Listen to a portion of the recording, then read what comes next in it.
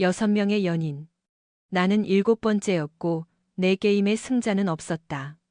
사물함 속에 놓인 USB는 마치 종양처럼 느껴졌다. 퇴근 직전인 화요일 아침, 보온병과 작업용 장갑 사이에 끼어 있는 것을 발견했다. 쪽지도 보낸 사람의 주소도 없었다. 그저 평범한 것보다 조금 더 묵직한 검은색 플라스틱 사각형일 뿐이었다. 병원 지하의 소음이 내 주변을 에워쌌다. 보일러는 주기적으로 돌아가고 환기 시스템은 기계적인 리듬에 맞춰 작동하고 있었다. 22년 동안 나는 아무도 신경 쓰지 않는 어두운 구석에서 모든 것을 수리해왔다. 22년의 투명 인간 같은 삶, 그냥 버렸어야 했다. 하지만 나는 그것을 관리실의 낡은 컴퓨터에 꽂았다. 화면이 깜빡이더니 동영상 플레이어가 나타났다. 내 손가락이 마우스 커서 위에서 멈췄다. 텅 빈 건물에서 발소리를 들었을 때와 같은 서늘한 기운이 등줄기를 타고 흘렀다. 재생 버튼을 눌렀다. 화면은 약간 흐릿했지만 충분히 알아볼 수 있었다. 진한 붉은 얼룩 같은 장미 문양이 새겨진 연한 노란색 벽지의 모텔 방이었다. 한 여자가 침대에 누워 있었고 그녀의 갈색 머리카락이 조명을 받아 반짝였다. 내 아내 지수였다. 그녀 곁에 있는 남자는 내가 아니었다. 그는 나보다 젊어 보였는데 아마 35 정도 됐을 것이다. 팔을 따라 새겨진 문신과 구역질 나는 거만한 미소가 눈에 띄었다. 그들은 마치 이 일을 여러 번 해본 사람들처럼 익숙하게 움직였다. 영상 하단의 타임스탬프는 3개월 전을 가리키고 있었지만 그 동작들 사이의 간격은 수년의 세월을 암시하고 있었다. 영상이 검게 변하더니 글자가 나타났다. 이건 시작일 뿐이야. 다른 놈들도 알고 있지. 6천만 원을 내놓지 않으면 모두가 알게 될 거야. 시간은 72시간이다. 아래에는 전화번호 하나가 깜빡거리고 있었다. 나는 의자 등받이에 몸을 기댔다. 지하의 눅눅한 공기가 갑자기 희박해지는 것 같았다. 다른 사람들 복수형이었다. 단 한 번의 실수나 찰나의 약함이 아니었다. 더 많은 배신이 있었다. 내 손은 떨리지 않았다. 그 사실이 오히려 나를 놀라게 했다. 23년의 결혼 생활, 대학에 다니는 두 아이, 주택담보대출, 함께 꿈꿨던 은퇴 후의 삶. 이 모든 것이 8분짜리 영상 하나로 무너졌는데 내 손은 바위처럼 단단했다. 나는 영상을 되감으며 주변을 살폈다. 벽지 문양이 내 머릿속을 맴돌았다. 노란 바탕의 장미꽃, 그리고 침대 머리맡 근처의 한반도 지도 모양으로 남은 물 얼룩. 나는 그곳을 본 적이 있었다. 경기도 외곽의 리버뷰 모텔이었다. 6개월 전, 그곳에 대형 건조기 시스템을 수리해 준 적이 있었다. 사흘 동안 머물며 모든 방을 점검하고 배선을 살폈다. 지배인에게 벽지 문양이 꼭 사건 현장 같다고 농담하며 웃었던 기억이 났다. 이제 그것은 진짜 사건 현장이 되었다. 나는 파일을 개인 하드디스크에 복사하고 원본을 삭제했다. 컴퓨터 펜이 돌아가는 소리만이 차가운 콘크리트 방안을 채웠다. 내 머리 위에서는 병원이 생동감 있게 움직이고 있었다. 의사들은 생명을 구하고, 간호사들은 가족을 위로하며, 청소부들은 인간의 나약함이 남긴 흔적을 닦아내고 있었다. 이곳에서 나는 내 첫 번째 계획을 세웠다. 모텔 지배인 박상구 씨는 나를 기억하고 있었다. 잊기 어려울 것이다. 건조기 시스템을 새로 정비해 주어 그에게 수백만 원을 아끼게 해준 사람이니까. 민수 씨, 여긴 웬일이야? 기계에 문제가 생겼다는 보고가 있어서요. 동쪽 구역 수온이 불안정하다는데 메인 배관을 좀 봐도 될까요? 나는 공구함을 어깨에 메고 능숙하게 연기했다. 상구 씨는 손을 흔들며 나를 들여보냈다. 편하게 봐요. 여기 생리는 나보다 민수 씨가 더 잘 알잖아. 정말 잘 알고 있었다. 모든 배관, 모든 전선, 모든 카메라의 각도까지. 리버뷰 모텔은 현금 결제를 선호하고 질문받기 싫어하는 사람들이 즐겨 찾는 곳이었다. 상구 씨는 2년 전 도난 사건 이후 보안 카메라를 설치했지만 위치가 좋지 않아 감시보다는 장식용에 가까웠다. 영상이 찍힌 곳은 237호였다. 나는 문을 두드리고 인기척이 없자 마스터키를 사용했다. 시설 관리자의 특권이었다.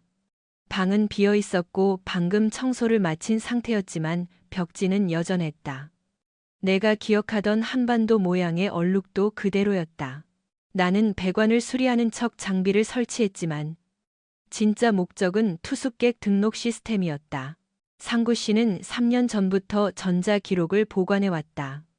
사람들이 데이터 보안에 얼마나 소홀한지 놀라울 정도였다.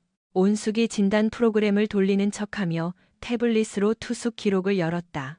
지난 2년 동안 지수가 출장을 가거나 친구들과 여행을 갔다고 했던 날짜들과 대조해 보았다. 그 패턴은 내 가슴을 조여왔다. 2023년 10월 15일 237호 강준호. 지수가 부산에 계신 이모님 댁에 간다고 했던 날이었다. 2023년 12월 3일 215호 이희석. 지수가 회사 워크숍에 간다던 날. 2024년 2월 18일 203호 김성훈. 대학 동창들과 스파 여행을 간다던 주말. 2024년 4월 22일 237호 정동욱. 친정집 이사를 돕는다고 했던 날. 2024년 6월 8일 189호 최영식. 존재하지도 않는 비즈니스 세미나. 2024년 8월 14일 237호 박태준. 최근 친구들과 제주도에 간다던 날. 6명의 이름, 6명의 서로 다른 남자들. 내가 병원 지하에서 망가진 것들을 고치는 동안 내 아내는 도시 밖으로 40분을 달려와 낯선 남자들과 벌거벗은 채 누워 있었다. 내가 눈이 멀어보지 못했던 시간들이 이제야 하나의 이야기로 맞춰졌다. 지수가 새로 등록한 헬스장은 박태준을 만나는 것과 일치했고 갑작스러운 클래식카에 대한 관심은 이희석이 방문한 시기와 겹쳤다. 인테리어에 관심을 보였던 것은 건설업에 종사하는 김성훈 때문이었다. 남자들이 바뀔 때마다 그녀는 새로운 취미와 관심사를 들고 왔다. 나는 기록을 인쇄해 공구함에 넣었다. 1시간 후 상구 씨가 실제 수리를 마친 날을 발견했다. 문제 찾았나? 네, 노후된 부품을 교체했습니다. 제가 찾던 걸 정확히 찾아냈네요. 그날 밤 나는 강가 근처 차 안에서 지켜보았다. 237호 창문에서 노란 조명이 새어나왔다. 밤 11시 47분 오토바이 한 대가 멈춰섰다. 협박범 강준호는 멀리서 봐도 여전히 거만한 태도를 유지하고 있었다. 그가 237호 문을 두드리자 문이 즉시 열렸다. 지수는 이미 기다리고 있었다. 그날 밤 나는 잠을 이룰 수 없었다. 대신 더 정교한 계획을 세웠다. 강준호는 강가 근처의 낡은 빌라에 살고 있었다. 그의 주소를 찾는 것은 어렵지 않았다. 협박범들은 대개 보안 의식이 희박하다. 그의 오토바이는 낡은 트럭 옆 마당에 세워져 있었다. 목요일 밤. 나는 그의 집 문을 두드렸다. 그는 지저분한 민소매 티셔츠에 청바지 차림으로 맥주 캔을 든 채 문을 열었다. 35살, 영상 속 그대로의 모습이었다. 강준호 씨? 병원 시설 관리팀 김민수라고 합니다. 당신이 나에게 보낸 물건에 대해 이야기하러 왔습니다. 그의 미소가 더욱 넓어졌다. 아, 생각보다 빨리 왔네. 들어와요. 사업 얘기 좀 합시다. 집안에서는 찌든 담배 연기와 기름 냄새가 진동했다. 오토바이 부품들이 여기저기 널려 있었고 테이블 위에는 빈 병들이 가득했다. 준호는 낡은 소파에 털썩 앉았다. 맥주 한 잔 줄까? 아, 됐고. 영상은 잘 봤나? 봤습니다. 화질이 좋더군요. 장비 좀 투자했지. HD로 보니까 더 실감 나잖아? 그가 몸을 앞으로 숙였다. 특히 당신 마누라 말이야. 나는 평온한 목소리를 유지했다. 6천만 원을 원합니까? 그게 시작이지. 하지만 직접 찾아왔으니 좀 더 조율해 볼 수도 있고. 당신 말이 통하는 사람 같네. 나도 상식적인 사람입니다. 그래서 경찰을 부르는 대신 여기 온 겁니다. 준호가 비웃었다. 경찰은 왜? 영상 속 모든 건 합의된 거야. 당신 아내는 성인이고 스스로 결정한 거라고. 협박은 불법이 아니냐고? 증명해봐. 난 돈을 요구한 적 없어. 그냥 정보를 공유했을 뿐이지. 이게 바로 표현의 자유라는 거야, 친구. 그가 떠드는 동안 나는 방안을 살폈다. 피자 상자, 잡지들. 그리고 TV 선반 위에 검은색 매직으로 라벨이 붙은 DVD 케이스들이 쌓여 있었다. 글씨는 잘 보이지 않았지만 내 심장은 요동쳤다. 다른 놈들도 있다고 했지? 그럼 당신 마누라 정말 바쁘더라고. 준호의 미소는 사냥꾼 같았다. 돈만 내면 이 모든 건 비밀로 남을 거야. 맛보기로 좀 보여줄까? 준호는 일어서서 DVD 선반으로 갔다. 나는 지수라는 이름이 붙은 DVD 4장과 다른 여자들의 이름이 붙은 여러 장의 DVD를 확인했다. 그는 이미 오랫동안 이 짓을 해온 모양이었다. 준호가 DVD 한 장을 골라 플레이어에 넣었다. TV 화면이 켜지더니 지수가 다른 남자와 있는 장면이 나왔다. 대머리에 나이가 지긋한 남자. 누군지 알 수 없었다. 이건 작년 일이야. 이름은 최영식. 사실 당신 집에서 세 블록 떨어진 곳에 살지. 이혼하고 외로워서 당하기 딱 좋은 표적이었어. 준호가 장면을 빨리 감으며 말했다. 당신 마누라 취향이 확실해. 자기를 필요로 하는 남자들을 고르거든.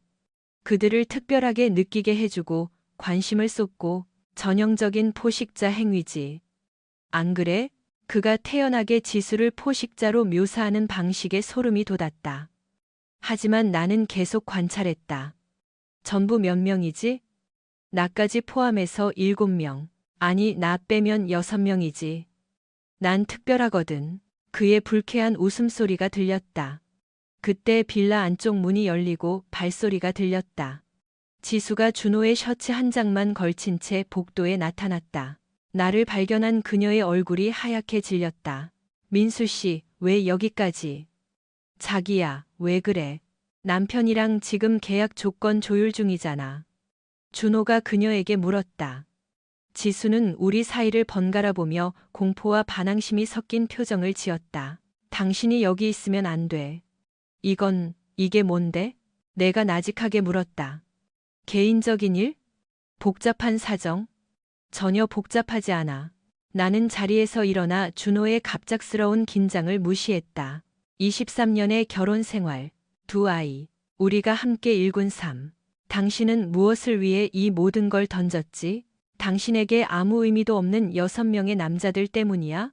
그들은 그런 게 아니야. 그럼 설명해봐. 그녀는 대답하지 못했다. 그녀는 그저 다른 남자의 집에서 다른 남자의 셔츠를 입고 서 있을 뿐이었다.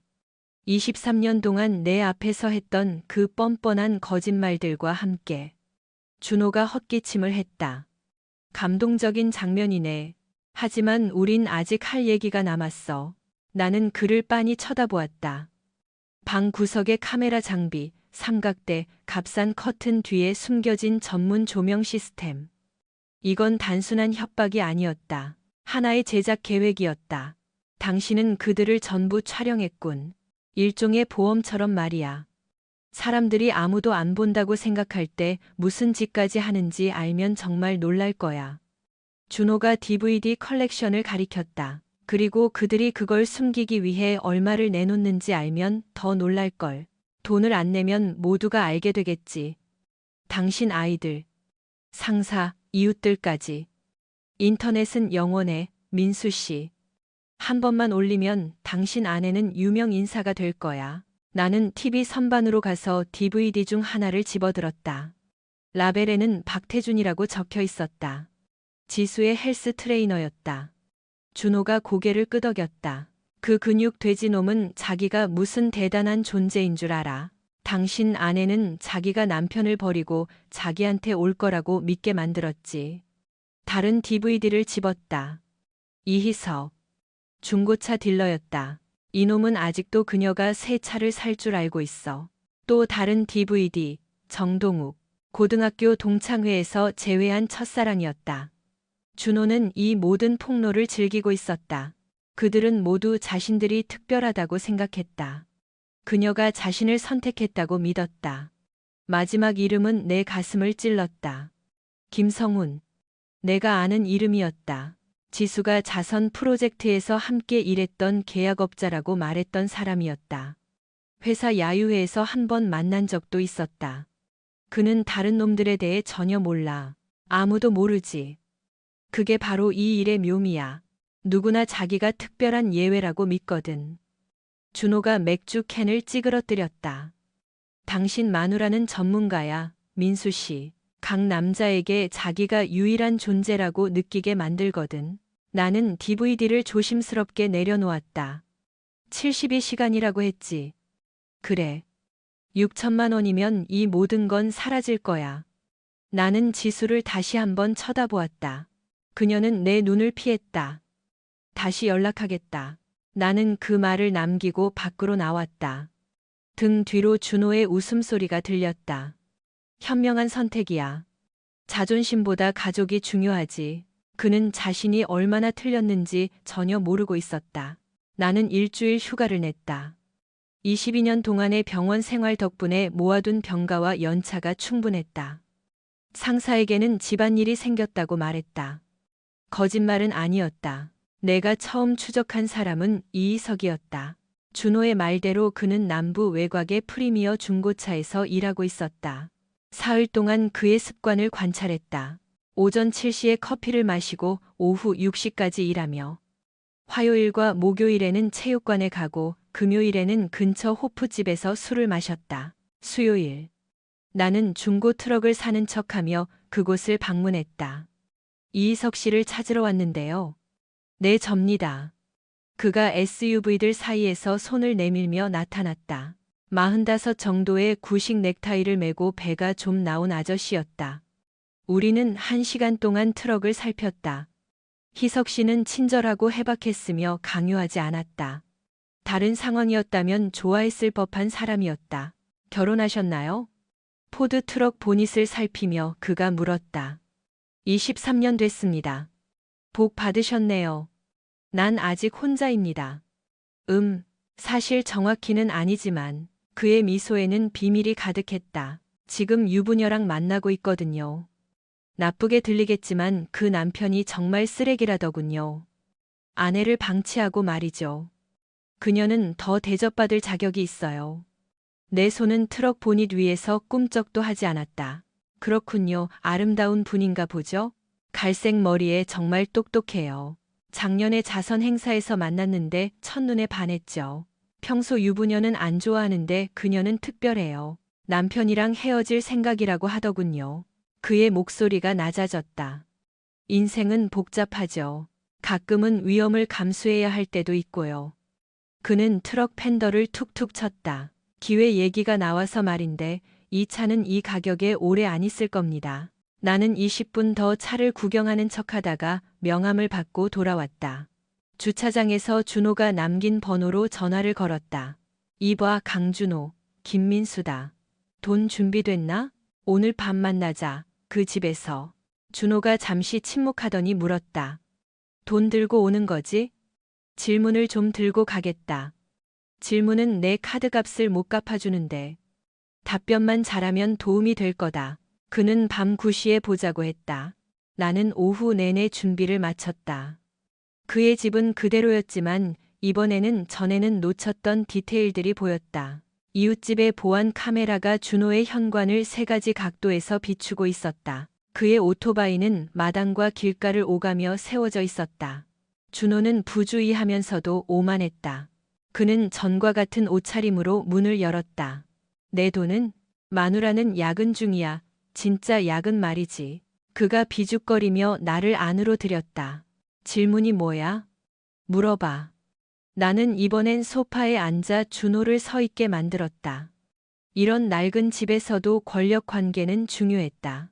이희석은 지수가 남편을 버리고 자기한테 올 거라고 믿더군. 준호가 웃었다. 누구나 그렇게 믿지.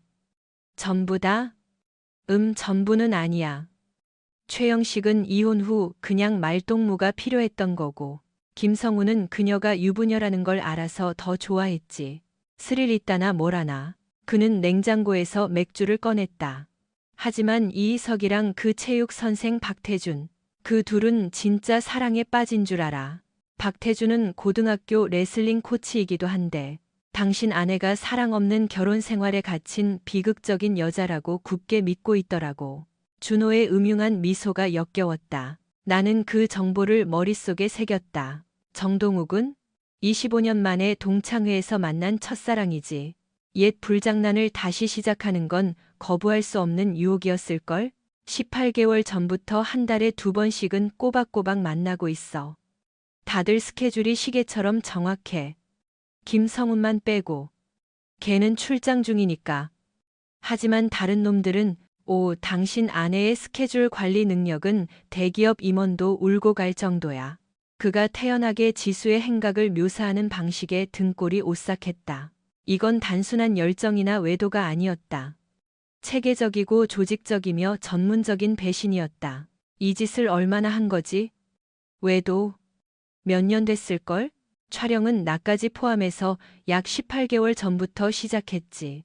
내가 패턴을 파악한 뒤로는 모든 걸 기록하기 시작했어.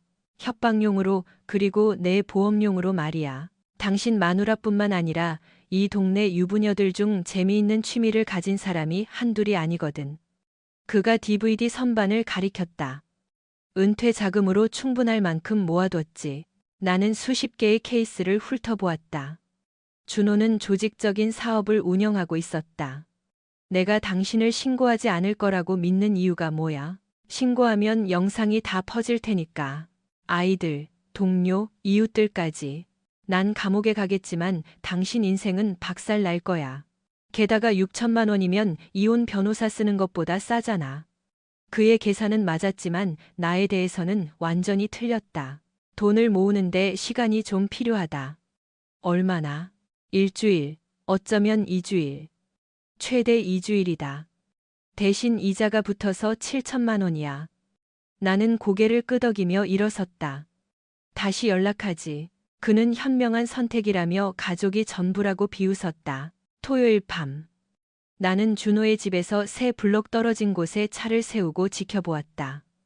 밤 8시 47분 그는 오토바이를 타고 집을 나섰다. 20분 정도 기다린 뒤 나는 그의 집으로 다가갔다. 그 빌라는 막다른 골목 끝 강가와 인접해 있었다. 가로등도 없고 통행량도 적어 준호의 사업에는 최적의 장소였고 나에게도 마찬가지였다. 시설 관리 교육 과정에서 침입 기술을 가르쳐 주지는 않지만 22년의 긴급 수리 경험은 나에게 특별한 기술을 주었다. 동파된 빈집, 전기 사고가 난 사무실, 물난리가 난 건물들. 나는 빠르고 조용하게 건물에 침입하는 법을 몸소 익혔다. 준호의 보안은 허술하기 짝이 없었다. 뒷문은 단순한 데드볼트와 체인 잠금 장치뿐이었다. 나는 수년 전 합법적인 업무를 위해 만들어둔 도구를 꺼냈다. 3분 만에 나는 안으로 들어갔다. 밤의 빌라는 낮보다 더 좁고 눅눅하게 느껴졌다. 담배와 기름 냄새가 코를 찔렀다. 나는 체계적으로 집 안을 뒤지며 스마트폰으로 모든 것을 촬영했다. 준호의 컴퓨터는 침실 책상 위에 하드디스크와 케이블들에 둘러싸여 있었다. 전부 전문적인 장비들이었다. 이건 아마추어의 장난이 아니었다. 준호는 이 사업에 꽤 많은 돈을 투자한 상태였다. 나는 컴퓨터를 켰다. 비밀번호조차 걸려있지 않았다. 준호는 자신의 은신처가 안전하다고 굳게 믿고 있었던 모양이다. 바탕화면은 사무실처럼 정리되어 있었다. 날짜, 장소, 여자들의 이름별로 폴더가 나뉘어 있었다. 지수의 폴더 안에는 각 남자별로 하위 폴더가 있었다. 나는 외장 하드를 연결하고 테라바이트 단위의 데이터, 영상, 사진, 문서들을 복사하기 시작했다. 준호는 치밀했다. 각 타겟의 일정, 약점, 관계 등에 대해 상세한 기록을 남겨두었다. 말 그대로 협박 지침서였다. 파일이 전송되는 동안 나는 나머지 시스템을 살폈다. 준호는 집안 곳곳에 카메라와 모션 센서, 녹화 시스템을 숨겨두었다. 아마 자기 보호와 협박 자료 수집을 위해서였을 것이다. 밤 11시 23분, 복사가 끝났다. 나는 모든 것을 손에 넣었다. 지수가 6명의 남자와 있는 영상은 물론 지난 2년 동안 준호가 촬영한 수많은 다른 외도 증거들까지 내 외장 하드에 담겼다. 그냥 나갔어야 했다. 하지만 나는 계속 수색했고 준호의 서류함에서 계약서들을 발견했다. 서명과 지불 일정이 적힌 진짜 계약서들이었다. 준호는 단순히 협박만 하는 게 아니었다. 일종의 서비스를 제공하고 있었다. 유부녀들이 그에게 돈을 지불하고 자신들의 외도를 계획하고 기록하게 했다. 이혼 소송에서 유리한 고지를 점하기 위해서거나 통제된 위험에서 오는 스릴을 즐기기 위해서였다. 지수는 18개월 전 이 계약서에 서명했다. 준호는 은밀한 장소를 제공하고 파트너를 선별하며 일정을 관리하고 기록을 보관했다. 그 대가로 지수는 매달 수수료와 성공 보수를 지급했다. 내 아내는 단순히 외도를 한 게 아니었다. 그녀는 누군가에게 돈을 주고 그 일을 설계하게 한 것이다. 밤 11시 41분 현관문이 열렸다. 준호의 열쇠가 테이블에 떨어지는 소리, 그의 발소리, 냉장고 문이 열렸다. 닫히는 소리가 들렸다. 그는 잠들기 전 마지막 영상을 확인하거나 협박금을 세려 했을 것이다. 나는 침실 옷장 안에 숨어 외장 하드를 주머니에 넣고 생각에 잠겼다. 창문 밖은 3미터 아래 콘크리트 바닥이었다. 발소리가 침실로 다가왔다. 10초도 남지 않았다. 나는 옷장 문을 살짝 열어둔 채 틈새로 밖을 보았다. 준호가 방으로 들어와 컴퓨터 앞에 앉았다. 그는 파일을 확인하더니 미세하게 미간을 찌푸렸다.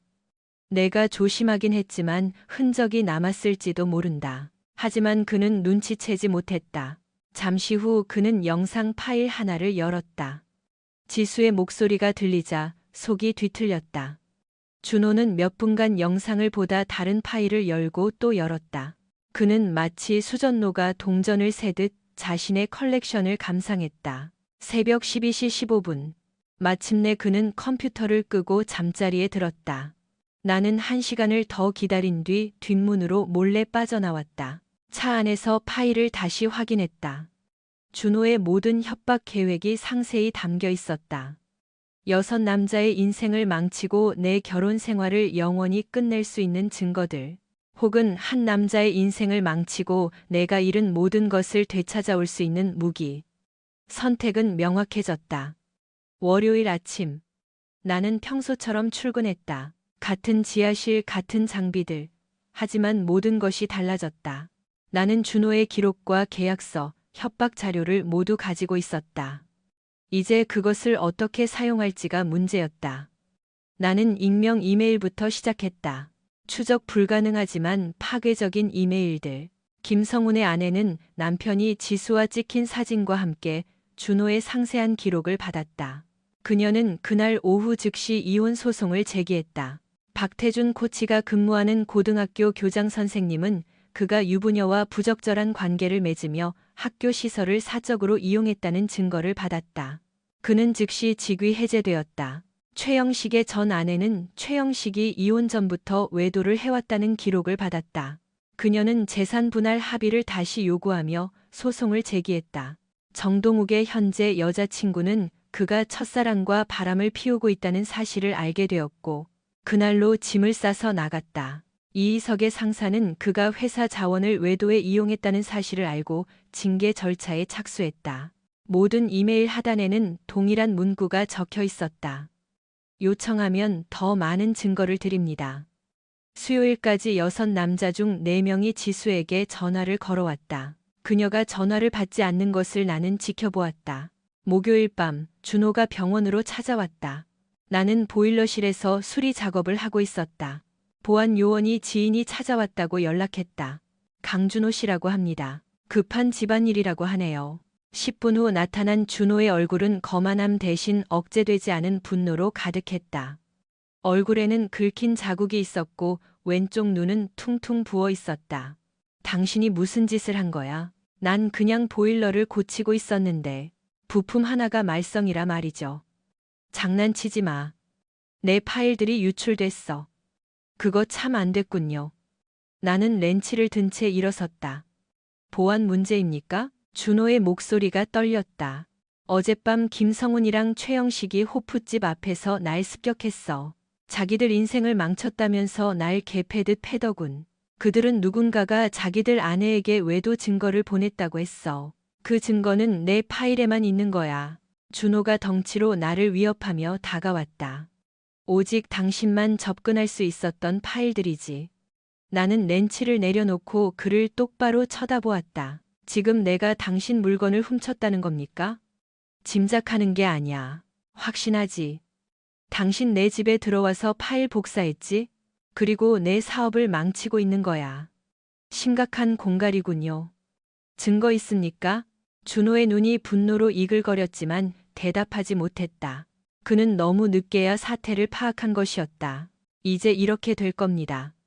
내가 말을 이었다. 당신은 나에게 요구했던 돈은 물론 당신이 망친 남자들에 대한 보상까지 해야 할 겁니다. 안 그러면 지수의 영상이 내일 공개될 거예요. 나는 헛웃음이 나왔다. 무슨 영상 말입니까?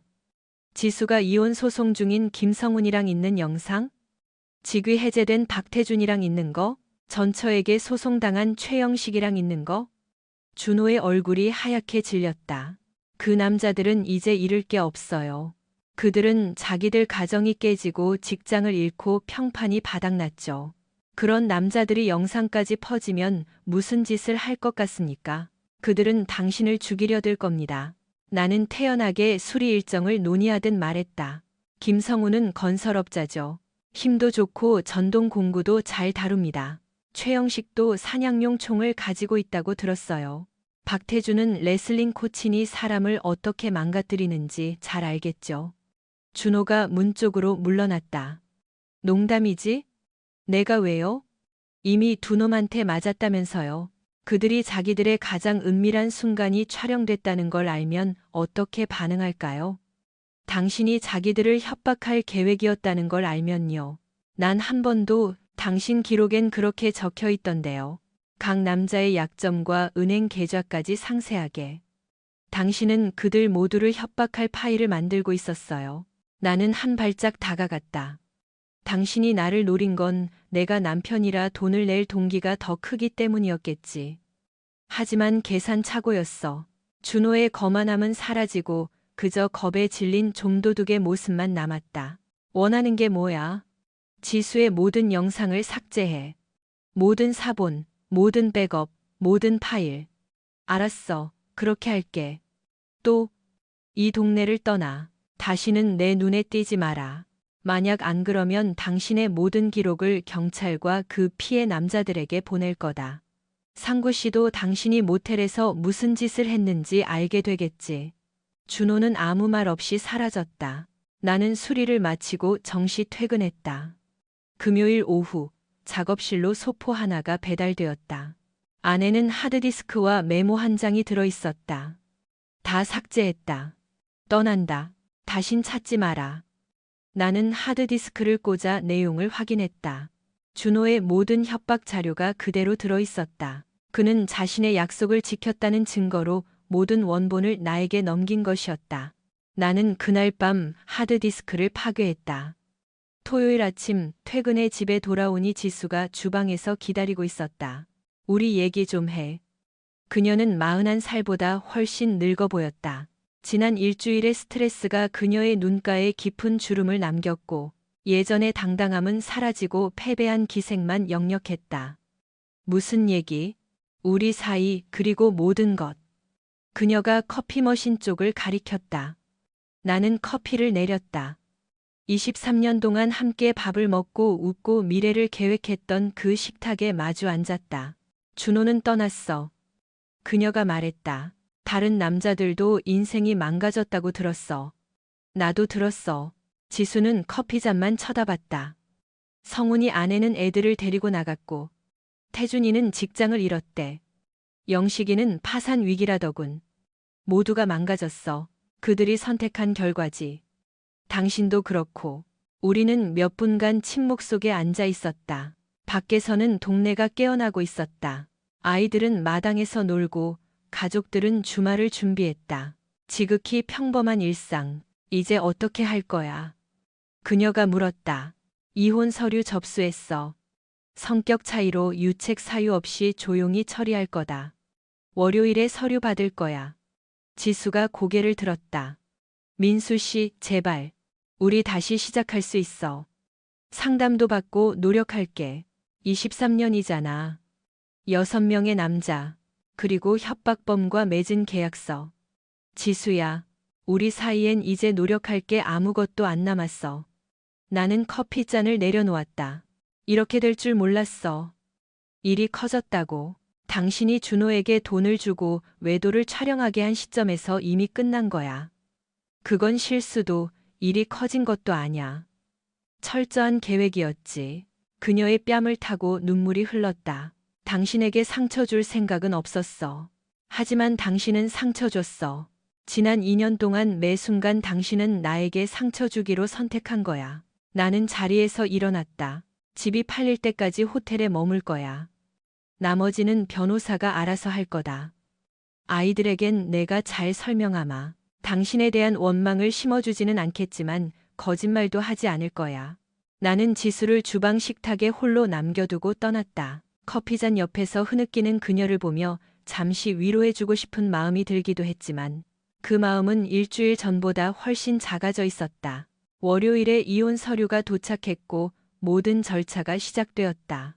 화요일에는 집을 현금으로 사겠다는 매수자가 나타났다. 수요일에는 강준호가 타지에서 약물 과다 복용으로 숨진 채 발견됐다는 소식이 들려왔다.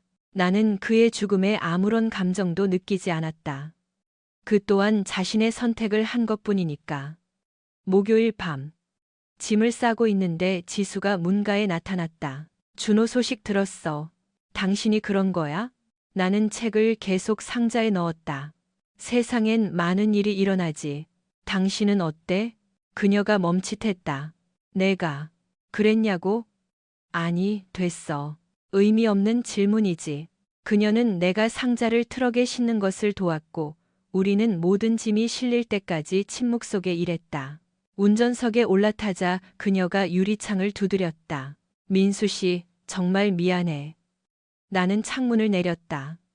알아. 하지만 그게 중요할까? 나는 잠시 생각에 잠겼다.